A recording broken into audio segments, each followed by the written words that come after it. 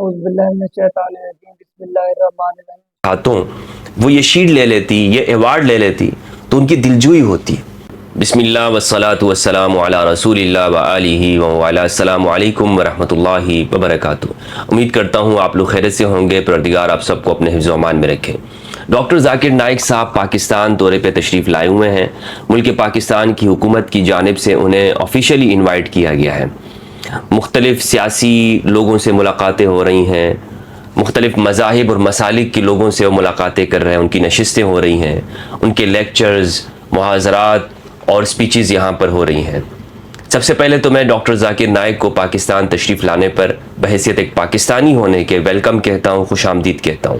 ہمارے نظریات کے اختلاف ہو سکتے ہیں، لیکن میں تمام اختلافات کو ایک سائڈ پہ رکھ کر یہ بات کہہ رہا ہوں کہ پاکستان آنے پر ان کو تہ دل سے خوش آمدید کہتا ہوں، چونکہ وہ ہمارے مہمان ہیں اور ایک بطور میزبان ہونے کے انشاءاللہ عز و جل میں ان کی صحت و سلامتی کے لیے دعا گو ہوں۔ آج کل سوشل میڈیا پر ایک کلپ وائرل ہے، آج میں اسی پر بات کرنا چاہوں گا۔ بتایا جا رہا ہے کہ ڈاکٹر ذاکر نائک صاحب کو ایک پروگرام میں مدعو کیا گیا، انوائٹ کیا گیا، جس میں انہیں یتیم بچیوں کو ایوارڈ دینے تھے۔ جب سٹیج پر ان بچیوں کو بلایا گیا اور ڈاکٹر ذاکر نائک صاحب کے ہاتھوں ان بچیوں کے لیے اس بات کا اعلان کیا گیا کہ وہ ان کو انعامات دیں گے، شیلڈ دیں گے، تو دیکھا گیا کہ ڈاکٹر ذاکر نائک صاحب وہ سٹیج کو چھوڑ کر نیچے چلے گئے۔ جب ان کے پاس منتظمین گئے اور ان سے پوچھا گیا کہ جناب آپ کے ہاتھوں سے ہم نے یہ انعامات ان بچیوں کو دلوانے ہیں اور یہ یتیم بچیاں ہیں، تو ڈاکٹر ذاکر نائک صاحب کی جانب سے جو بات مجھ تک پہنچی ہے اور سوشل میڈیا کے اوپر وائرل ہے یہ بات، اسی کو میں دہرا رہا ہوں۔ انہوں نے کہا کہ یہ بچیاں میرے لیے نامحرم ہیں، میں انہیں کس طرح سے ایوارڈ دے سکتا ہوں۔ تو آج ہم اس ویڈیو میں اس بات کو سمجھنے کی کوشش کریں گے، کیا نامحرم سے ہدیہ ایوارڈ قبول کیا جا سکتا ہے یا نہیں قبول کیا جا سکتا، اس بارے میں شریعت کا کیا حکم ہے، احادیث سے ہمیں کیا بات معلوم ہوتی ہے، اور کیا ڈاکٹر ذاکر نائک صاحب کا یہ عمل قرآن و سنت کی روح سے درست ہے، اس کی پیروی ہونی چاہیے۔ کیونکہ میں سوشل میڈیا پہ دیکھ رہا ہوں کہ بہت سارے لوگ اس پہ تنقید بھی کر رہے ہیں کہ جناب ڈاکٹر صاحب کا یہ عمل درست نہیں تھا، انہوں نے بچیوں کا دل توڑا ہے وغیرہ وغیرہ، اس پہ تنقید ہو رہی ہے۔ اور ایک جانب اس بات کو سراہا جا رہا ہے کہ جناب انہوں نے شریعت کا پاس رکھا اور ہمارے ہاں نامحرم خواتین کو ایوارڈ بھی دیے جاتے ہیں، نامحرم بچیوں کو انعامات دیتے ہیں، علماء کے ہاتھوں سے بھی دلوائے جاتے ہیں، مختلف سیاسی حضرات بھی دیتے ہیں، تو یہ شریعت کے خلاف کام کرتے ہیں۔ کیونکہ جب ڈاکٹر ذاکر نائک صاحب نے منع کر دیا اور انہوں نے نہیں دیا تو پھر اس کا مطلب ہے کہ یہ عمل ناجائز ہے۔ لہٰذا جو شخص بھی کسی تقریب کے اندر، کانفرنس میں غیر محرم کے ہاتھوں انعام لیتا ہے، ایوارڈ قبول کرتا ہے یا انہیں کوئی شیلڈ پیش کرتا ہے، تو یہ شرعاً ناجائز ہے، درست نہیں ہے۔ لہٰذا اس مسئلے کو سمجھنا ضروری ہے تاکہ ہمارے نوجوان اصل شریعت کے حکم سے واقف ہو سکے۔ دیکھیں، اس بارے میں سب سے بنیادی چیز جو سمجھنے کی ہے، سب سے بنیاد جو ہے وہ اس بات کے اوپر ہے کہ ہدیہ، گفٹ قبول کرنا، انعام وصول کرنا، ہر انسان سے اس کو قبول کرنا جائز ہے، خواہ اس کا کوئی بھی مذہب ہو، خواہ وہ انسان کسی بھی ملک کا ہو، کوئی شخص بھی ہو، مرد ہو یا عورت ہو، رشتہ دار ہو یا غیر رشتہ دار ہو، محرم ہو نا محرم ہو، آپ کو اس کا ہدیہ قبول کرنا آپ کے لیے جائز ہے۔ اور بلکہ شریعت کا یہ حکم ہے کہ آپ ایک دوسرے کو ہدیہ دیا کریں، آپ انکار نہیں کر سکتے۔ کوئی ایسی وجہ بتائے بغیر، مثلاً آپ ان قاضی حضرات کو ہدیہ قبول کرنے کی اجازت نہیں ہے جو سیٹ کے اوپر بیٹھے ہوتے ہیں، یعنی اس طرح کی کوئی وجہ ہو جس سے معلوم، جس کا اجتماع کے اوپر کوئی اثر پڑتا ہو، تو آپ ہدیہ نہیں قبول کر سکتے۔ ادروائز ہر شخص کو دوسرے شخص سے ہدیہ، گفٹ قبول کرنے کا حکم ہے کہ دوسرے مسلمان سے وہ تحفہ لے، دوسرے انسان سے وہ تحفہ لے بھی اور تحفہ دیا بھی کرے۔ رسول اللہ صلی اللہ علیہ وآلہ وسلم کو غیر مسلم قبائل کے جو حکمران ہوتے تھے، جو پیشوا ہوتے تھے، ان کی جانب سے بھی ہدایہ ملتے تھے، گفٹ ہوا کرتے تھے، آپ انہیں قبول کرتے تھے۔ تو اس سے معلوم ہوا کہ انسان کوئی بھی ہو، اس کا مذہب بھی نہیں دیکھا جائے گا اور آپ اس کا گفٹ قبول کریں گے۔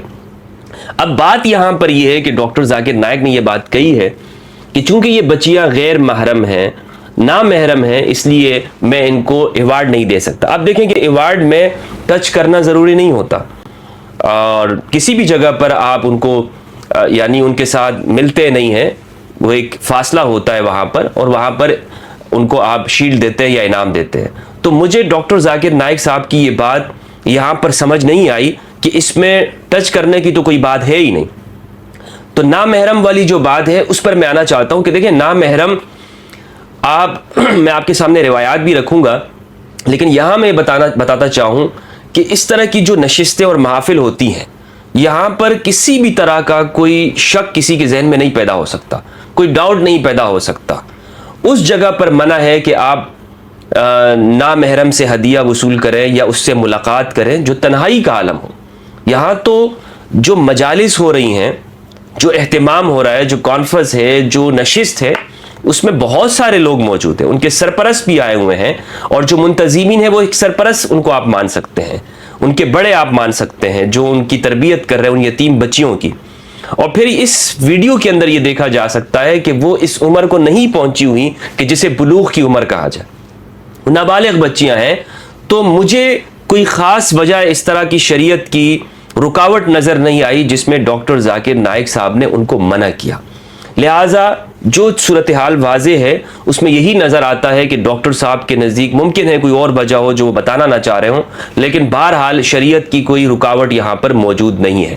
اب میں کچھ روایات آپ کے سامنے پیش کرتا ہوں، ان روایات سے ہمارے سامنے یہ بات واضح ہو جائے گی کہ آپ ہدیہ اور گفٹ قبول کر سکتے ہیں، خواہ وہ کوئی بھی انسان ہو۔ بخاری کے اندر اس میں ایک چیپٹر باندھا گیا ہے، اور اس کتاب کا نام ہے بخاری کے اندر کتاب الہبۃ وفضلها والتحرید علیہا، کہ ہبہ گفٹ قبول کرنا۔ اور میں اس کو ہبہ گفٹ اس لیے کہہ رہا ہوں کہ آپ کسی کو جو شیلڈ دے رہے ہیں یہ گفٹ ہی ہے، ایک انعام ہی ہوتا ہے۔ تو بخاری رحمہ اللہ نے عنوان قائم کیا ہے کتاب الہبۃ، ہبہ کی کتاب، اور اس کی فضیلت کے بیان میں، اور دوسروں کو اس پر ابھارنا کہ تم دوسروں کو گفٹ دیا کرو۔ اور اس چیپٹر کا نام ہے باب قبول الہدایا، ہدیوں کو قبول کرنے کے بیان میں۔ حدیث نمبر 2574 ہے، حضرت عائشہ رضی اللہ عنہا سے روایت ہے کہ لوگ اس بات کی طرف کوشش کیا کرتے تھے کہ وہ رسول اللہ صلی اللہ علیہ وآلہ وسلم کو اس دن ہدیہ پیش کریں، اس دن گفٹ بھیجا کریں جو حضرت عائشہ کی باری کے ایام ہوتے تھے۔ او یبتغون بذلک مرضات رسول اللہ صلی اللہ علیہ وآلہ وسلم، وہ یہ اس لیے کیا کرتے تھے کہ اس سے رسول اللہ صلی اللہ علیہ وآلہ وسلم کو خوشی حاصل ہو۔ صحیح بخاری کی روایت نمبر 5233، صحیح مسلم کی روایت نمبر 3272، ابن عباس رضی اللہ تعالیٰ عنہ سے روایت ہے۔ ابن عباس کہتے ہیں کہ رسول اللہ صلی اللہ علیہ وآلہ وسلم نے ارشاد فرمایا لا یخلون رجل بامرأة الا مع ذی محرم، کہ کوئی آدمی کسی عورت کے ساتھ تنہائی میں نہ بیٹھے مگر یہ کہ وہاں پر اس عورت کا محرم موجود ہو، اس عورت کا محرم ہو، ایسا شخص ہو کہ جو وہ اس عورت کے ساتھ اس کو ایسا تعلق ہو کہ جس پر وہ عورت حرام ہو، یعنی اس کا بھائی ہو، شوہر ہو۔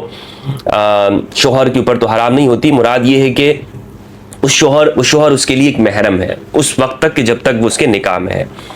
اچھا، اسی طرح باپ کی موجودگی ہو۔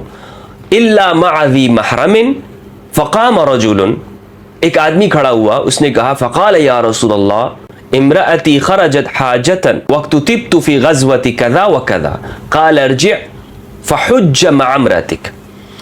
ایک آدمی کھڑا، اس نے کہا یا رسول اللہ صلی اللہ علیہ وآلہ وسلم، میری جو بیوی ہے وہ کسی کام سے یا حج کرنے کے لیے جا رہی ہے، اور میرا جو نام ہے وہ فلاں فلاں غزوے کے اندر لکھا گیا ہے، ان مجاہدین کے اندر میرا نام لسٹ میں آیا ہوا ہے۔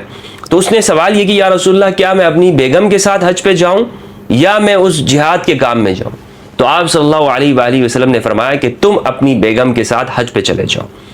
تو اس روایت کے جو پہلی ابتدائی حصہ ہے جو ابن عباس سے روایت ہے، معلوم یہ ہوتا ہے کہ وہ نشست جس میں اس بات کا اندیشہ نہ ہو کسی فتنے میں پڑنے کا، تو آپ نامحرم خاتون سے ملاقات بھی کر سکتے ہیں، محرم کی موجودگی میں، یا ایک ایسی نشست ہو جہاں پر اندیشہ نہ ہو. کیونکہ منع کرنے کی جو وجہ ہے وہ یہی ہے کہ اگر آپ کسی نامحرم خاتون سے ملیں گے، اجنبی خاتون سے ملیں گے، وہاں پر فتنے میں پڑنے کا اندیشہ ہے. لیکن اگر اس کا رشتہ دار وہاں پہ ہوگا، شوہر وہاں پہ ہے یا عزیز ہے، تو پھر یہ اندیشہ نہیں ہے.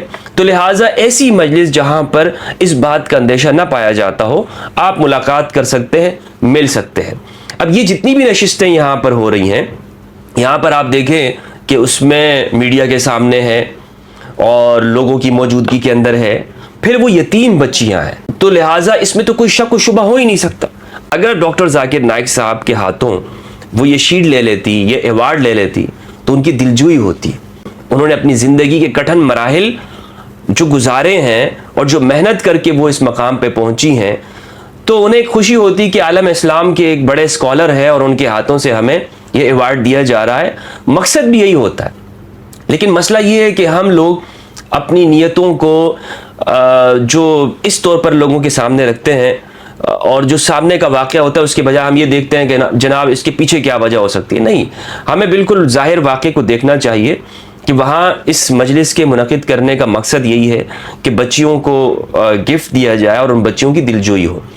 مجھے شریعت کا کوئی ایسا حکم نظر نہیں آ رہا کہ جس میں ہم یہ کہہ سکیں کہ یہاں پر شریعت کی جانب سے رکاوٹ موجود ہے. کوئی رکاوٹ موجود نہیں ہے.